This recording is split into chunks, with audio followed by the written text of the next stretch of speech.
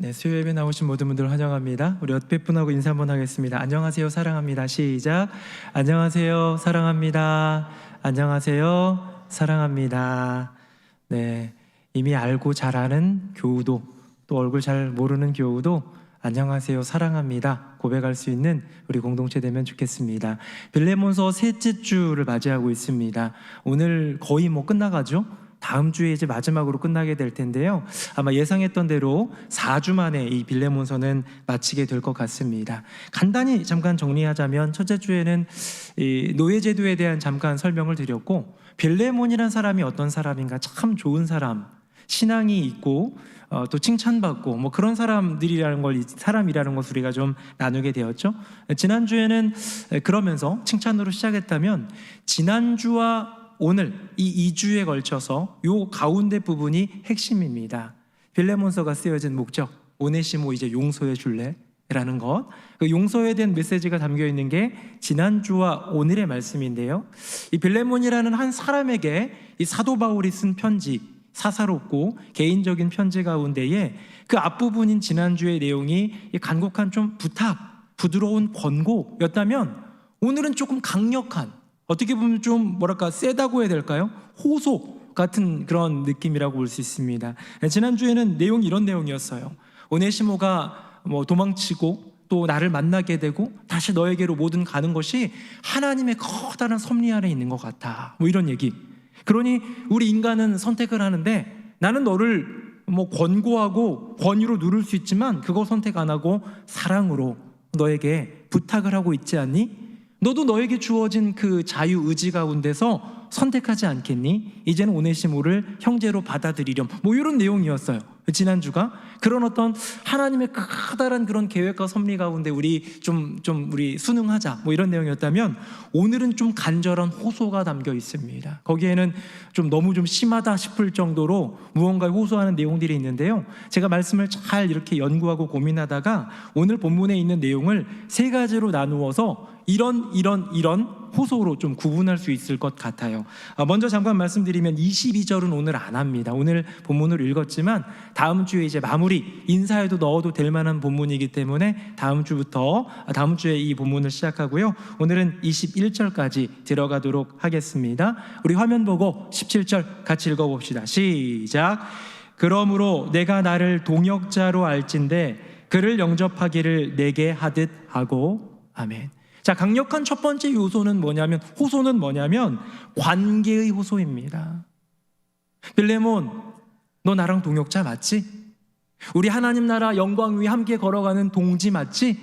여기에 동역자라고 쓰여져 있는 말이 이 개역 한글에는 동무로 되어 있습니다. 동무.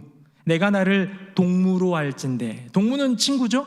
근데 동무라는 단어가 개역 한글에만 해도 좀 꽤 많이 쓰였는데요. 개역 개정판으로 넘어오면서 거의 많이 없어졌어요.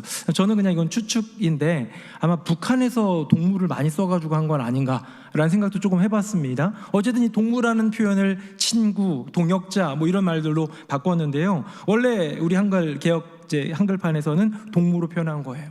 너 내 친구지? 우리 함께 걸어가는 동무 맞지? 우리 같은 하나님 나라 걸어가는 동역자 맞지? 하면서 관계에 호소하고 있는 거예요. 여러분, 때론 이게 먹히지 않습니까?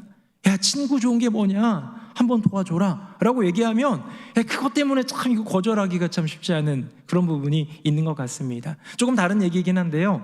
우리나라에는 그 스포츠 중에 제일 인기가 많고 많은 인구가 또 팬으로 있는 스포츠가 축구나 농구보다 야구이거든요. 근데 야구에 최근에 신생 구단이 하나 생겼습니다. 원래는 인천에 연고지를 하고 있는 SK 와이번스라는 그 구단이 이제 매각을 해버렸어요. 근데 어디로 했냐면 신세계그룹, 그래서 SSG라는 이름으로 이제 새롭게 태어났습니다. 팀이 바뀌었어요.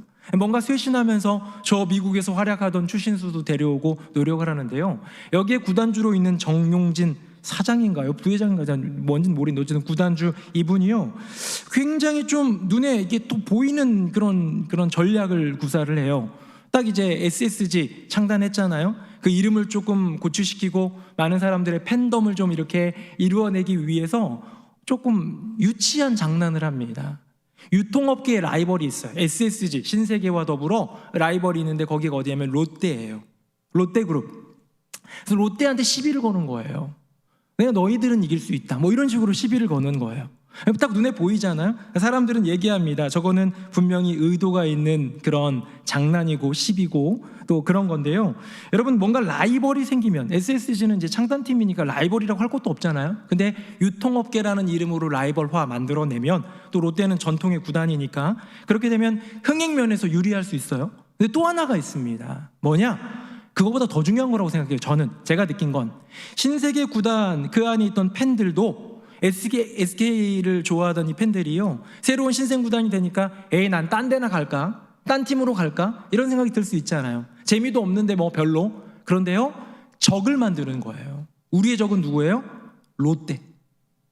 롯데는 이겨야 돼 라는 이런 마음을 생기게 하면요, 적이 생기는 순간 아군은 응집력이 세집니다. 이건 원리예요. 우리 새누리 명성교회가 지금 사회적으로나 코로나로 우리가 다 힘들어하고 있긴 하지만, 혹시 문제가 생겨서 우리가 맞닥뜨려 싸워야 될 적이 있다면요, 우리 응집력이 세질 거예요. 물론 그것 때문에 적을 만들 필요는 없지만, 아마 SSG 이 그룹은 아마 이런 것도 좀 염두에 두고 롯데와 시비를 걸고 이렇게 좀 장난을 치는 것 같습니다. 왜요? 팬들이 우리 편이 되길 원하는 거예요. 야, 우리 같은 길 가잖아. 우리 적은 같아 라고 얘기하고 있는 거예요. 어쩌면 사도 바울의 호소도 이것과 같습니다. 너와 나는 동역자야. 같은 가치를 가지고 있고, 같은 주님을 예배하고 있고, 같은 하나님 나라 영광이라는 목표가 있고, 비전이 있고, 꿈이 있고, 같아. 그러니 내 마음, 내 부탁 너도 알아주었으면 좋겠다라는 것이죠. 그냥 사무적인 관계, 나는 로마의 감옥에 갇혀 있는 사도고, 너는 골로새 그 지역에 있는 성도고 리더고, 그런 개념이 아니라 너와 나는 동역자야. 피를 나는 동역자야. 이런 마음으로 이제 관계에 호소를 하게 될 때에 거기에 특별한 관계 형성이 생기기 시작하는 것이죠. 성경 구절 중에 참 제가 좋아하는 구절이 하나 있습니다. 화면 한번 볼까요? 제가 한번 읽어볼게요. 친구는 사랑이 끊어지지 아니하고 형제는 위급한 때를 위하여 낳느니라. 여러분, 친구와의 관계는, 그 사랑은 계속된다는 얘기고요. 형제는 위급한 때는 형제라는 거예요. 진짜 힘들 때, 진짜 어려울 때 누가 도와줘요? 형제가 도와주는 거예요. 제가 결혼할 때 수중에 있는 돈이 진짜 몇만 원도 없었던 것 같아요. 근데 이제 결혼하고 나면 이것저것 준비해야 될 것도 있잖아요. 그때 저희 누나가 그래도 사회생활을 오래 하고, 저는 군대도 갔다 왔으니까 군대 안 갔다 온 누나는 이미 9급 공무원으로 들어가서 몇 년간 이렇게 하면서 돈도 조금 모으고 그랬을지도 모르죠. 저한테 선뜻 500만 원을 빌려줬어요. 무이자, 가족 사랑 무이자 대출. 여러분 들어보셨어요? 가족 대출은 무이자예요. 가족 관계 중에 빚까지 하는 가족 있으면 그럴 수도 있죠. 그럴 수 있지만, 저는 이제 무이자로 이렇게 500만 원을 받아서 그걸 가지고 이제 쓰고, 제 기억으로는 꽤 몇 년 후에 갚았던 것 같아요. 한참 후에 갚았던 것 같아요. 10만 원도 더 붙이지 않았던 것 같아요. 물론 다른 선물을 드리고 표현하고 고맙다는 말은 했지만, 여러분, 이게 가족의 사랑 아닙니까? 이게 형제잖아요. 힘들 때 부모님이 도와줍니다. 힘들 때 자식이 함께 해주는 거예요. 내가 아플 때 내 곁을 지켜주는 건 내 가족밖에 없지 않습니까? 친구는 문병 정도 오는 거예요. 장래가 나도, 어려운 일이 있어도, 힘든 일이 있을 때 위급한 그런 지체가 누구다? 형제라고 얘기하는데요, 이 본문의 이야기를 공동번역에서는 이렇게 표현하고 있습니다. 화면 보시고 우리 공동번역 아래에 있는 거 한번 같이 읽어볼까요? 시작. 사랑이 한결같은 것이 친구다. 어려울 때 도우려고 태어난 것이 동기다. 이 동기사랑, 나라사랑이 나오네요. 왠지 이 표현 자체가 이게 동기냐, 형제냐, 어떤 이렇게 피로 맺어진 혈육을 얘기하는 거냐, 아니면 그저 같은 그런 뜻을 같이 하는 그런 동지 개념이냐, 이런 거를 의견을 분분할 수 있는데요. 중요한 건 무엇이냐? 이 관계들은 특별한 관계라는 거예요. 친구의 관계, 동역자의 관계, 동지의 관계, 동기의 관계, 형제의 관계는 특별하다라는 거예요. 사도 바울은 이 특별한 관계에 호소하고 있습니다. 내가 너에게 지금 부탁하는 것, 이거 하나님 나라의 섭리와 그 관점 안에서도 이루어질 수 있지만, 이제 또 한편으로 너에게 강력하게 호소할게. 우리 동역자잖아. 우리 동기잖아. 우리 동무잖아. 우리 믿음의 형제잖아. 우리 같이 함께 용서하며 믿음으로 나아가지 않을래? 라는 특별한 관계 호소하는 게 첫 번째인데요. 여기 잠깐 한번 짚고 넘어갈 게 하나 있습니다. 하지만 교회 안에서는 금전거래는 금지입니다. 여러분 되도록 금전거래는 하지 말기를 바랍니다. 교인들끼리 이런 말들 해요. 교우니까 우리 서로 좀 빌려주세요. 할 수 있습니다. 제가 아까 얘기했죠? 가족사랑 무이자 대출은 가능하지만 신앙대출은 하지 마세요. 신앙대출하는 순간 교우도 잃고 믿음도 잃고 참 어려운 일들이 얼마나 많은지 모릅니다. 교우라고 신앙대출 하지 말고 또 리스크가 있는 투자 같은 거 권고하지 말고 여기가 비트코인이야 뭐 이런 거 하지 말고 여기 주식 넣어봐 이런 거 하지 말고. 왜요? 우리가 우리 앞날을 책임질 수 없듯이 그 사람의 소유에 대해서 그 사람의 앞날에 대해서 내가 뭔가를 충고해주고 조언해줄 때 그것이 갖게 되는 리스크가 얼마나 큰지 모르고요. 또 하나는 이 교우들의 관계를 무너뜨리기 위해 사탄이 쓰는 전략 중에 하나가 이 금전관계입니다.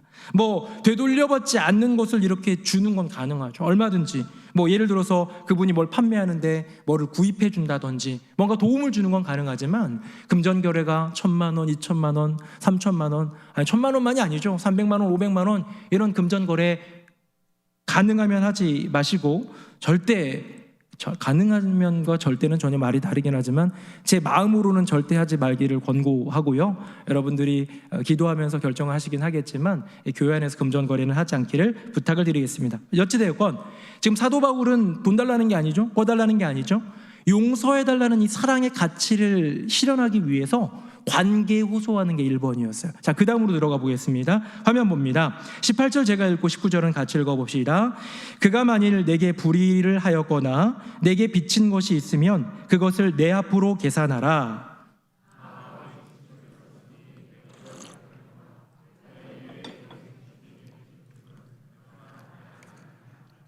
아멘. 자, 첫 번째가 관계 호소. 야, 너와 나는 동역자잖아 였다면 두 번째 호소는 무엇이냐면 책임의 호소입니다. 결국 빌레몬이 해를 당했나요? 바울이 해를 당했나요? 빌레몬이 해를 입었습니까? 바울이 해를 입었습니까? 바울은 원래 그냥 로마 감옥에 있던 사람, 어쩌면 오네시모라는 사람, 이제는 거듭난 인생을 얻은 인물이지만 이 빌레몬에게는 전적으로 피해가 있습니다. 한 명의 노예, 이 건장한 청년일 것 같은 이 오네시모라는 이 청년 노예가 노동력으로 제공하는 것들이 얼마나 많았겠습니까? 뿐만 아니라 우리가 뭐 지지난주에도 나누었듯이 무언가를 훔치고 달아났어요. 그런 거 지금 대신 갚겠다고 얘기하는 건 아닙니까? 이런 물질적인, 심정적인, 관계적인, 상황적인 여러 가지 피해를 입은 사람은 빌레몬인데요. 이 빌레몬의 책임에 대해서 내가 갚겠다고 얘기하면서 그 책임에 대한 호소를 하고 있습니다. 굉장히 중요합니다. 근데 여기에 보면 18절, 19절에 보면 상반절에 이렇게 되어 있습니다. 나 바울이 친필로 썼다라고 되어 있는 거예요. 자, 사도 바울은 13편의 서신을 썼습니다. 우리가 알고 있는 신약 성경의 13편은 나 바울이 썼다 뭐 이렇게 얘기하면서 하는 그런 서신들이잖아요. 나 바울이 너희들에게 인사한다 뭐 이렇게 쓴 서신들인데 그 서신들의 대부분은 바울이 쓴 게 아니에요. 바울이 저작이 아니라는 게 아니라 대서를 합니다. 대서. 그래서 뭐 로마서 같은 경우는 더디오가 하고 뭐 이렇게 대서를 하는 거예요. 뭐 주석가들이나 성경학자들, 역사학자들의 그런 의견에 의하면 이 사도 바울이 눈이 굉장히 좀 안 좋았다고 해요. 그래서 글씨 쓰는 게 참 어려웠다고 합니다. 그래서 굉장히 학식이 있고 그랬지만 그것을 이렇게 대신 불러주면 쓰는 그런 동역자들이 옆에 있었다고 얘기를 하고요. 그런데 지금 오늘 본문에 나오는 이 빌레몬서는 많은 학자들의 견해 속에서는 통째가 다 사도 바울이 썼다. 사사로운 편지니까. 교회에 쓰는 편지가 아니라 한 사람 한 개인에게 쓰는 편지인데 뭐 그렇게 썼다라는 표현도 있고 아니면 오늘 본문에 요 구절 정도만 썼다 뭐 이렇게 표현도 하기도 하는데요. 이 의미는 무엇이냐면 당시 헬라어로 케이로그라폰이라는 단어가 있어요. 저도 처음 듣는 단어인데 이 케이로그라폰은 뭐냐면 자필 서명이 들어간 계약서를 얘기합니다.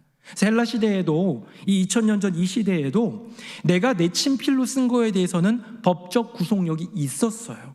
우리 같은 경우 뭐 누구 이렇게 공증 세우거나 변호사 대동하지 않고 뭐 이렇게 대충 끄적거린 각서 이런 거는 때로는 효력이 없기도 하고 때로는 어느 정도 효력이 있기도 하고 그러잖아요. 근데 이 시대는 우리 시대처럼 뭐 인감도장이 있는 것도 아니고 뭐 공인인증서가 있는 것도 아니고 뭐 시대가 달랐기 때문에 이렇게 본인이 직접 그 자기 필체로 쓴 것에 대해서는 분명한 책임이 따르고 법적인 구속력이 있다는 거예요. 사도 바울이 얘기하고 있는 것은 무엇이냐? 내가 너에게 갚겠다라는 이 책임의 호소가 그냥 빈말이 아니라는 거예요. 내가 나중에 대충 갚아줄게 야야야야 그냥 내가 나중에 어떻게 좀 해볼게 이 정도가 아니라 내가 이거 확실히 갚을 테니까 풀어줘 내가 책임질게 라는 단호한 의지라는 거예요. 자, 사도 바울은 지금 어떤 상황에 있습니까? 로마 감옥에 있지요. 그가 뭘 하겠습니까? 감옥에서 뭐 돈 벌어서 얼마나 갚을 수 있겠습니까?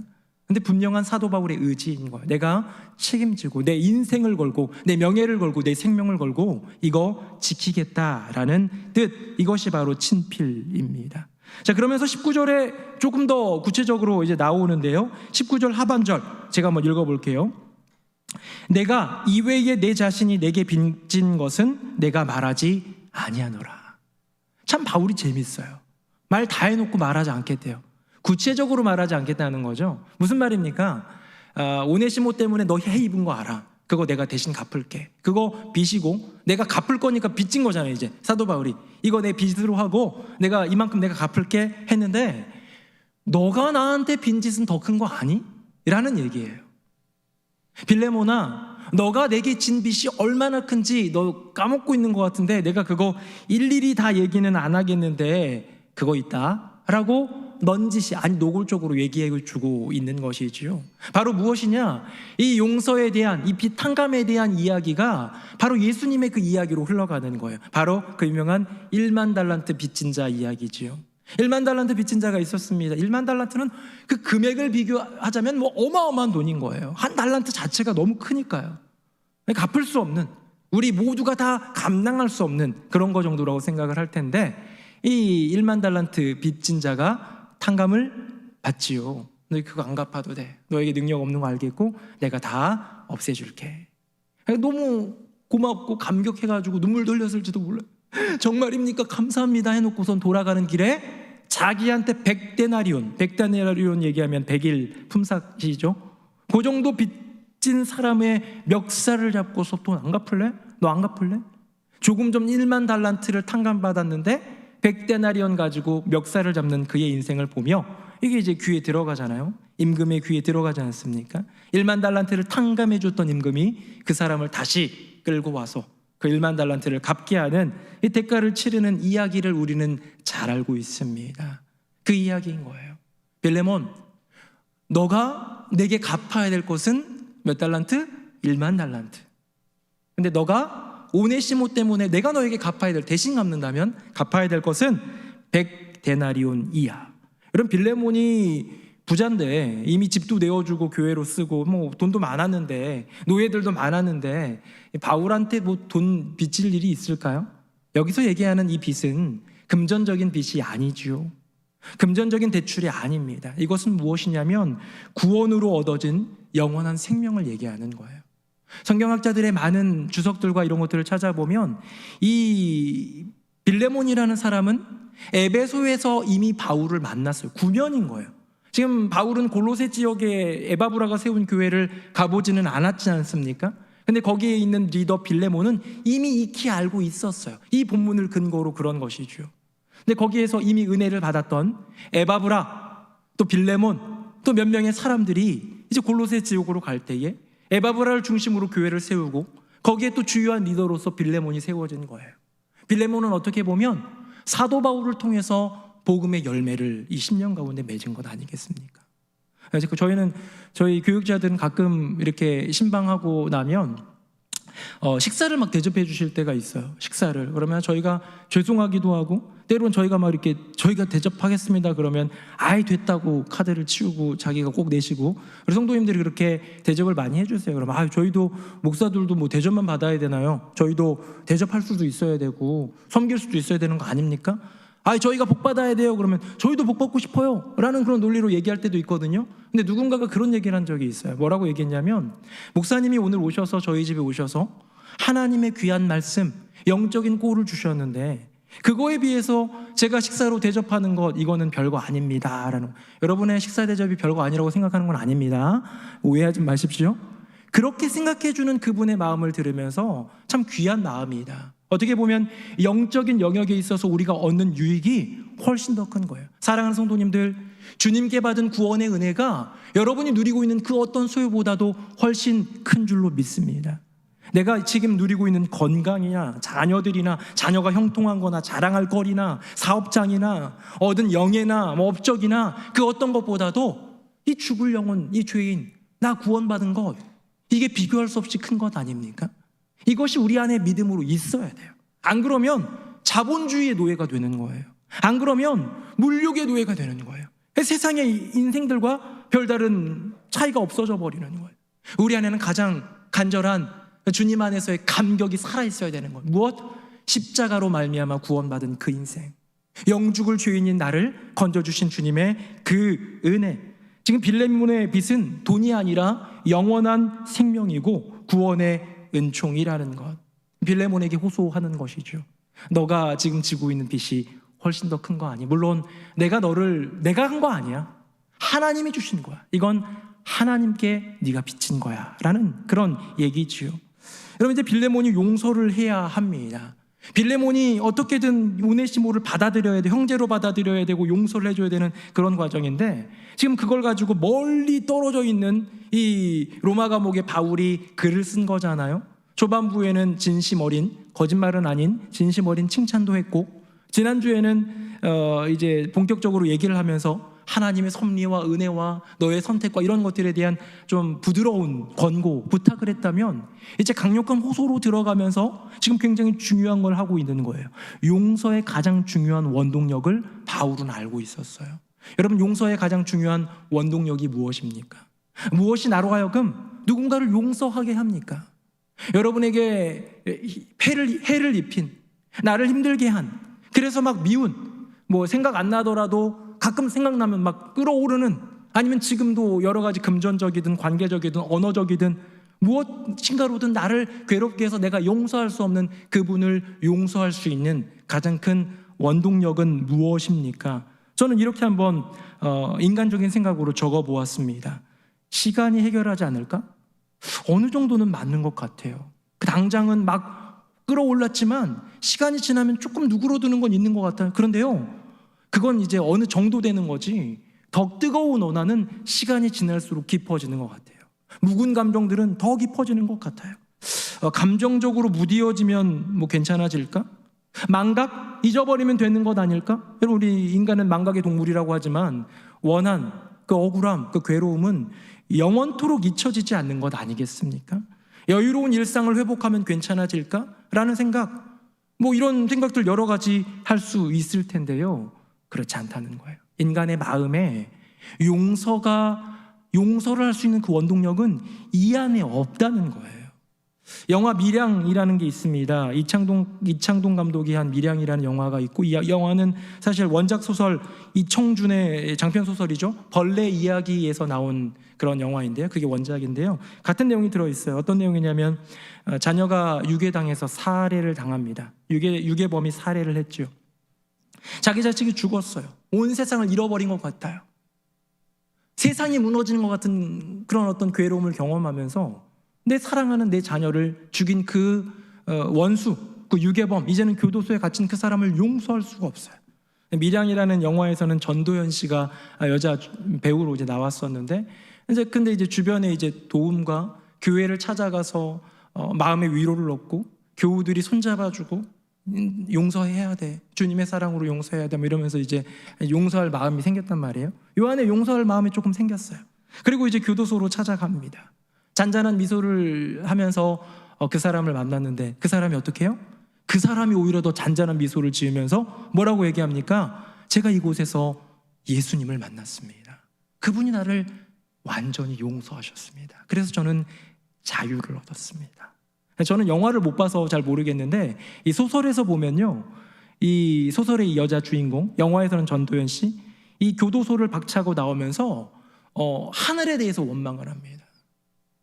왜 당신이 용서합니까? 라고 얘기를 해요. 왜 내가 해를 입었는데, 내 자식이 죽었는데 왜 당신이 그 사람을 용서합니까? 내가 마음을 다 추스르고 노력해가지고 지금 용서하러 들어갔는데 내가 용서해야 되는데 왜 당신이 용서합니까? 라는 절규의 장면이 나오는데요, 여러분 이 내용을 들으면서 어떤 느낌이 좀 듭니까? 저는 이런 생각이 들어요. 용서의 그 핵심이 감정이라고 생각한 데에서 나오는 실수예요. 용서의 주체가 피해를 입은 나로부터 시작할 때 나오는 실수예요. 실수라기보다 실패입니다. 이럴 때 그 용서는 완전한 용서가 될 수 없는 것이죠. 여러분, 용서는 감정이 아닙니다. 믿음의 고백이고 선포가 되는 것이고요. 여러분, 용서는 내가 하는 게 아닙니다. 하나님이 하시는 거예요. 그 어떤 인간도 내게 해를 입혔다고 그것을 용서해 줄 수 있는 그런 어떤 능력, 그런 권한은 없어요. 하나님이 용서해 주시는 것이고 하나님의 용서의 마음이 내게 들어오는 것. 여러분, 이것이 진정한 용서라는 것.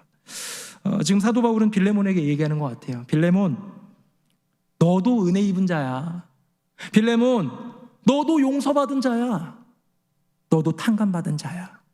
그러니 예수님 말씀하신 1만 달란트 빚진 자 인생 살지 말고 용서하자라는 것. 어떻게 보면 이 책임에 대한 호소는 너의 것을, 너가 지금 해를 입은 것 내가 대신 져줄게라는, 내가 책임져 줄 거라는 그런 호소도 있지만, 이 모든 책임 너가 용서함으로써 청산될 수 있다는 것과 이 모든 용서에 대한 그 권한은 여호와 하나님께 있음을 고백하고 있는 모든 포괄적인 믿음인 것입니다. 사랑하는 성도님들, 혹시 용서하지 못하는 인생이 있다면, 그런 관계에 누군가가 있다면 제일 먼저 기도합시다. 하나님, 제가 제 감정으로 그 사람을 용서할 수 없는 것 알아요. 하나님, 저에게 그런 권한이 없는 것 이제 분명히 압니다. 지금껏 내가 내 감정을 추스르면서 용서하려고 발버둥을 쳤고, 내가 용서의 주체이기 때문에 어떻게든 용서하려고, 나 예수님 믿으니까 하면서 노력 발버둥 다 쳐봤지만 이제 깨닫습니다. 주님, 하나님의 십자가 그 사랑을 내가 먼저 경험하고, 주님께서 내게 주신 그 용서, 1만 달란트를 탕감해 주신 그 용서를 내 심령 속에 새기며 그 은혜로 그저 100데나리온, 그것 용서할 수 있는 힘을 더하여 주시옵소서. 용서받음의 그 은혜를 깊이 경험하여 나를 힘들게 하는 그 사람을 용서하게 하여 주시옵소서. 은혜를 구할 때 용서의 아름다운 출발이 이루어질 줄로 믿습니다. 첫 번째 호소는 뭐였습니까? 관계 호소였죠. 너와 난 동역자. 두 번째 호소는 책임의 호소였습니다. 이제 세 번째 호소로 들어가 보도록 할까요? 화면 보시고요. 20절 제가 읽고 20절 같이 한번 읽어보겠습니다. 시작. 오 형제여, 나로 주 안에서 너로 말미암아 기쁨을 얻게 하고 내 마음이 그리스도 안에서 평안하게 하라. 아멘. 마지막 세 번째 호소는 신앙의 호소인데요, 빌레몬의 심령 가운데 있는 그 신앙에 사도 바울은 호소하고 있습니다. 너의 그 심령 가운데 있는 그 믿음으로 용서의 길로 나아가자라는 구체적인 호소인데, 저는 1과 2로 좀 나누어 보았습니다. 자, 오늘 본문에서 지금 내가 너로 말미암아 기쁨을 얻게 하라라는 표현이 공동번역으로 보면 이렇게 되어 있어요. 화면 보겠습니다. 나는 주님을 믿는 사람으로서 사랑하는 형제인 그대에게 신세를 지려고 합니다. 여기 나오는 신세라는 단어는 헬라어로 오니네미입니다. 오니네미 하니까 뭐랑 좀 비슷하지 않아요? 오네시모랑 비슷한 거예요. 제가 지난주에는 이제 무익한 자에서 유익한 자로 변했어 라고 하면서 요거 이제 언어 유의했잖아요. 유익하다라는 뜻에서 이 유익이 오네시모랑 같은 뜻. 그런데 언어는 다른 언어예요. 유익이라는 단어는 같은데 다른 언어를 썼단 말이에요. 근데 여기 나오는 이 신세라는 단어는 오니네미인데요, 이게 오네시모랑 어원이 같습니다. 그러니까 오네시모를 네가 용서해주고 형제로 받아주고 어쩌면 나에게 이제 동역자로 로마로 다시 보내줌으로써 내가 너에게 신세를 줬으면 좋겠다라는 거예요. 이제는 본격적으로 용서에 대한 그 원리, 너가 예수님께 용서를 그렇게 받았으니 1만 달란트, 이제는 오네시모 사실 별거 아니잖아, 100데나리온 용서해줘 라는 원리를 얘기했다면, 이제는 실제적인 행동을 요구하고 있는 거예요. 내가 이제 너에게 신세 좀 줬으면 좋겠다, 오네시모 이제 내가 너에게 좀 도로 받았으면 좋겠다라고 얘기하는 거예요. 그러면서 이렇게 얘기하는 것 같습니다. 제가 한번 생각해 본 거예요. 이제 너에게도 누군가에게 사랑의 빚을 쥐어줄 수 있는 기회가 왔다. 빌레몬은 지금까지 그의 인생 가운데 정말로 크게 빚진 것 여호와 하나님의 구원의 은혜였고, 그걸 복음으로 증거해 주신 사도 바울, 거기에 이제 뭐 빚진 그런 마음을 얘기한 것 아닙니까, 바울이? 근데 이제 너도 누군가에게 빚지는 인생이 아니라 그 빚을 주어, 그 사람을 용서해 줌으로써 그 사랑의 빚을 줄 수 있어. 그래서 내게, 바울이 얘기하는 겁니다, 내게 그리고 오네시모에게 사랑이라는 용서라는 하나님의 선물을 베풀었으면 좋겠다. 행동으로 보이라는 거예요. 자, 그러면 다음 한번 보겠습니다. 21절 한번 보겠습니다. 같이 읽어봅시다. 시작. 나는 내가 순종할 것을 확신함으로 내게 썼노니 내가 내게 말한 것보다 더 행할 줄을 아노라. 아멘. 사도 바울 참 재밌는 것 같아요. 나는 네가 순종할 거 확신해.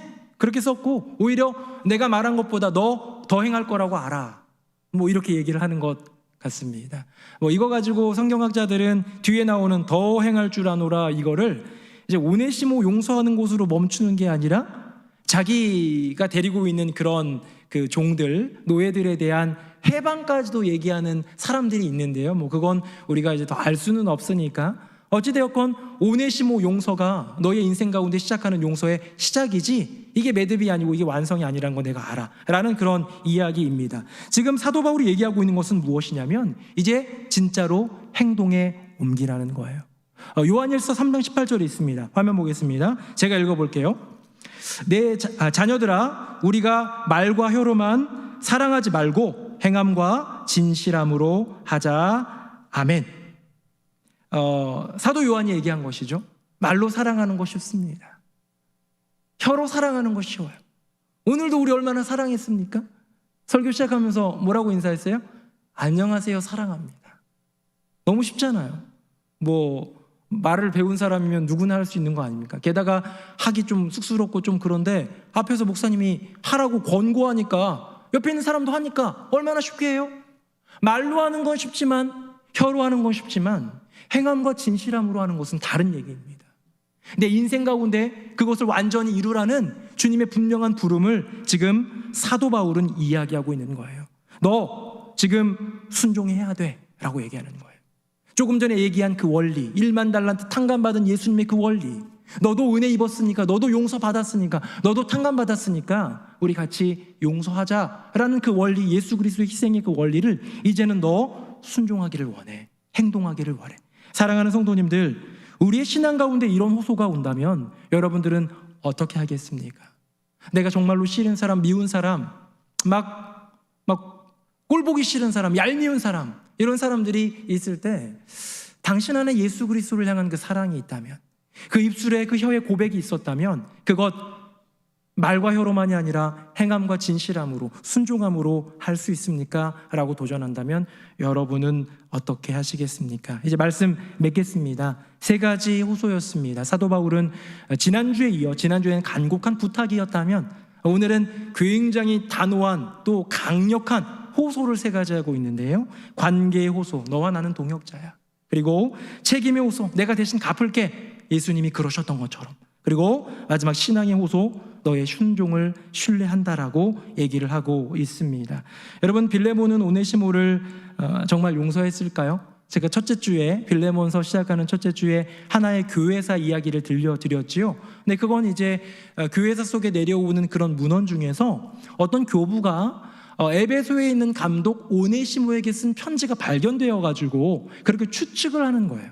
그 오네시모가 그 오네시모인지는 우리는 알 수 없지만 우린 이렇게 생각해 봅니다. 오네시모라는 그 이름 자체가 종들에게 사용된 그런 이름이었단 말이에요. 그는 노예였겠구나. 근데 그 당시 그 많은 노예들 중에 정말 용서받고 인정받았던 오네시모가 아닐까라는 거 하나와, 또 하나, 빌레몬이 만약에 용서를 하지 않았더라면 이 빌레몬서는 정경이 되지 않았을 가능성이 큽니다. 실패한 서신, 사사로운 서신이잖아요. 그러나 이 빌레몬에게 쓴 그 빌레몬서, 사도 바울의 편지가 빌레몬의 심령을 움직이고 그가 정말로 마음 다해 진실하게 용서하고, 어쩌면 사도 바울이 방금 읽은 구절처럼 그 용서보다 더 크게 행함으로써 사랑해주고 사람을 세워주는 그 일이 골로새 지역에 어마어마한 간증이 되지 않았겠습니까? 그렇기 때문에 이것은 정경화되고 계속해서 퍼져나간 하나의 스토리, 하나의 간증이 되었다라는 것이죠.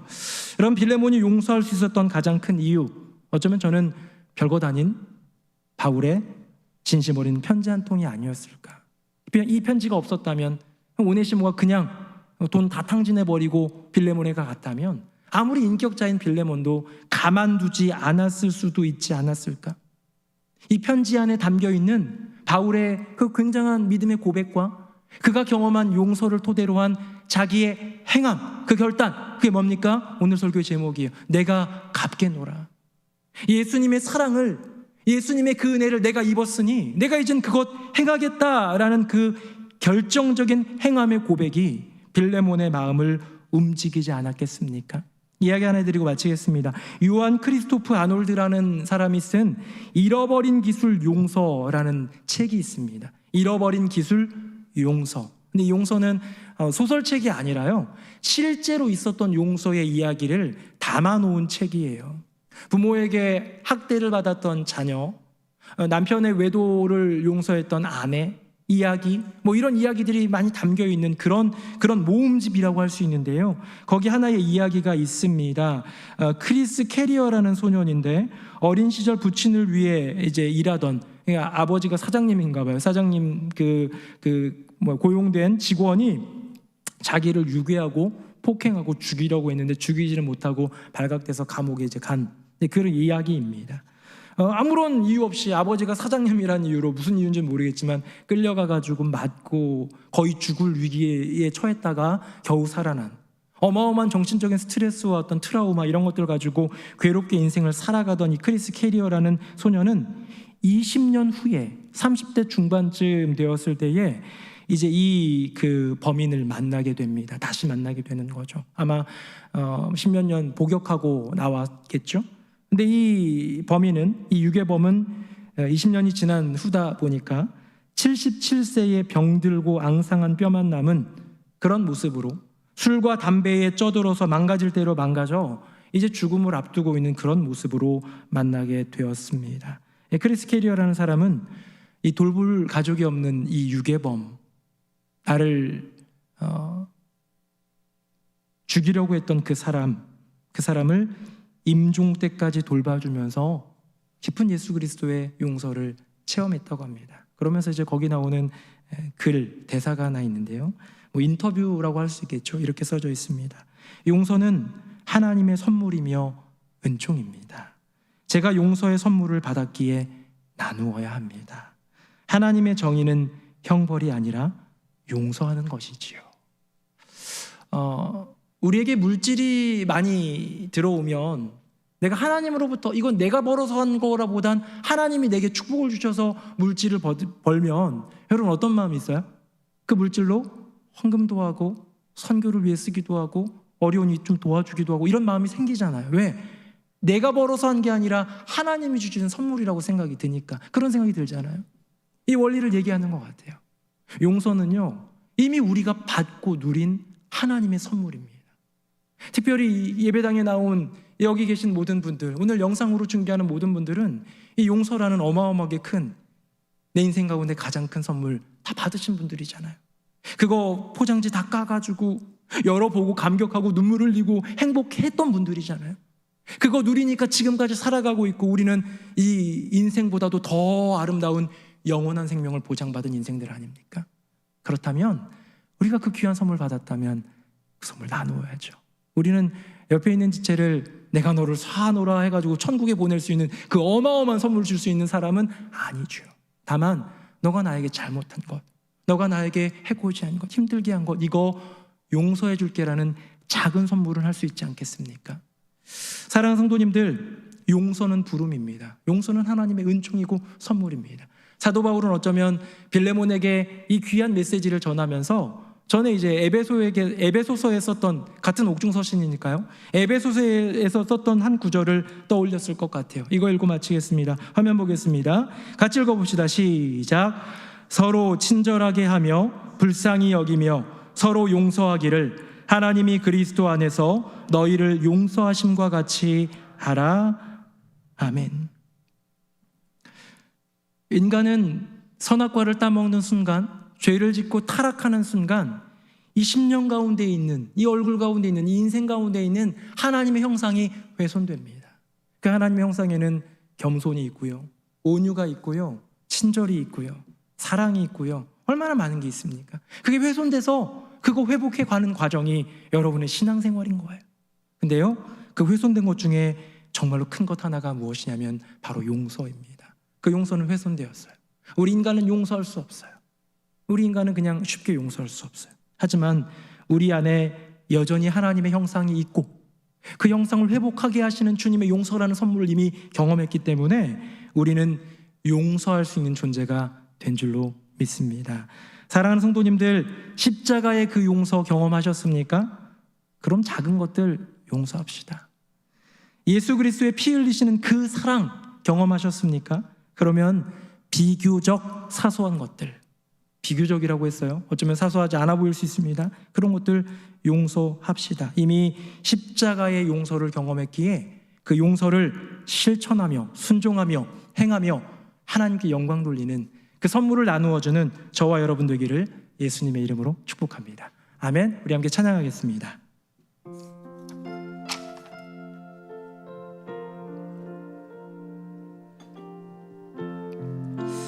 하나님의 용서를 생각하면서 함께 찬양하겠습니다.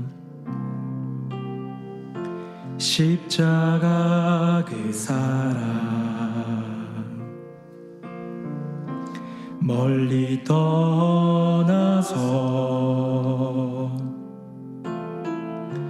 무너진 나의 삶 속에 잊혀진 주 은혜 돌같은 내 마음 돌같은 내 마음 어루만지사 다시 일으켜 세우신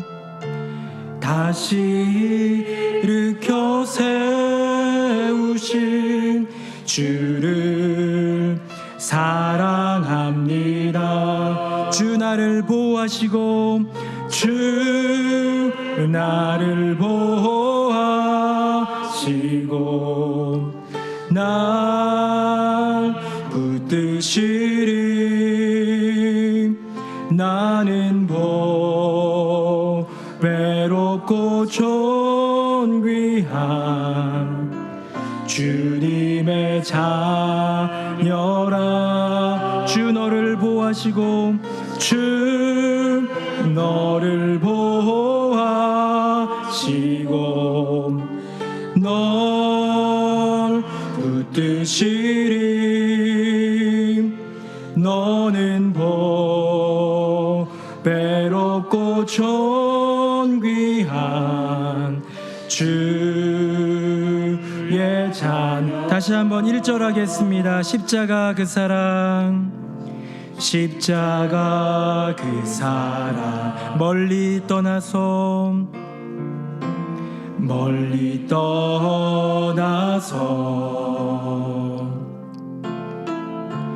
무너진 나의 삶 속에 잊혀진 주 은혜 돌같은 내 마음 어루만지사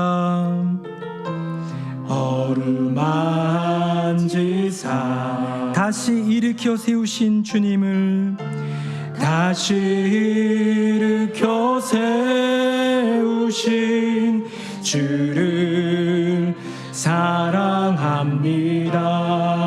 주 나를 보호하시고 주 나를 보호하시고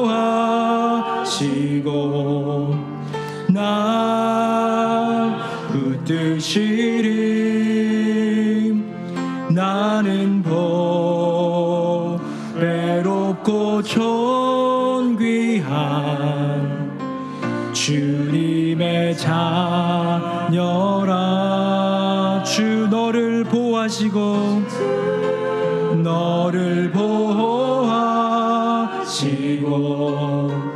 널 붙드시리. 너는 외롭고 존귀한 주의 자녀라.